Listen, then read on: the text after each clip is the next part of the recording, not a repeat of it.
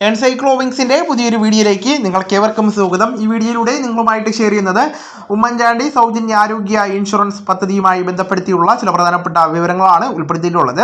നമ്മുടെ വീഡിയോസ് ആദ്യമായി കാണുന്ന സുഹൃത്തുക്കളാണെങ്കിൽ ആദ്യമേ തന്നെ ചാനൽ ഒന്ന് സബ്സ്ക്രൈബ് ചെയ്യുക.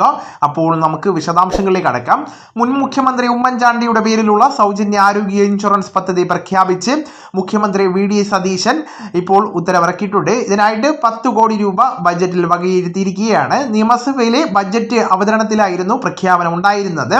ഓരോ കുടുംബത്തിനും 25 ലക്ഷം രൂപ വീതമാണ് ഈ പദ്ധതിയിലൂടെ ലഭിക്കുന്നത്. അപ്രതീക്ഷിതമായിട്ട് ചികിത്സാ ചെലവുകൾ പല കുടുംബങ്ങളിലും വലിയ സാമ്പത്തിക ബാധ്യതയാണ് സൃഷ്ടിക്കുന്നത്.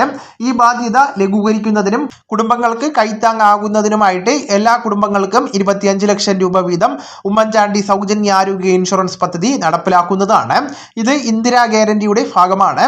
ഇതിന്റെ പ്രാരംഭ ചെലവുകൾക്കായിട്ട് 10 കോടി രൂപ വകയിരുത്തിയിരുന്നു.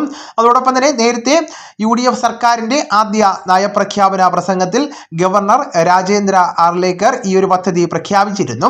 തെരഞ്ഞെടുപ്പ് കാലത്ത് UDF ഉയർത്തിയ ഇന്ദിരാ ഗ്യാരണ്ടിയിലെ ഏറ്റവും പ്രധാനപ്പെട്ട വാഗ്ദാനങ്ങളിൽ ഒന്നായിരുന്നു ഉമ്മൻചാണ്ടി സൗജന്യ ആരോഗ്യ ഇൻഷുറൻസ് പദ്ധതി.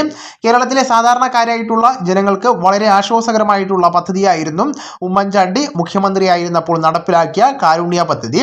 ഇതിന്റെ സ്മരണകളുടെ ഭാഗമായിട്ടാണ് പുതിയ പദ്ധതിക്ക് ഉമ്മൻചാണ്ടിയുടെ പേര് നൽകിയിരിക്കുന്നത്. അപ്പോൾ ഈ വിവരങ്ങൾ നിങ്ങളുടെ സുഹൃത്തുക്കളിലേക്കും മറ്റ് ഗ്രൂപ്പുകളിലേക്കും കൂടെ ഷെയർ ചെയ്യുക. നമുക്ക് തുടർന്നും വിജ്ഞാനപരമായിട്ടുള്ള മറ്റ് വീഡിയോസും ആനുകാലിക വിവരങ്ങളുമായിട്ട് വീണ്ടും കാണാം. അതുവരെ ഗുഡ് ബൈ.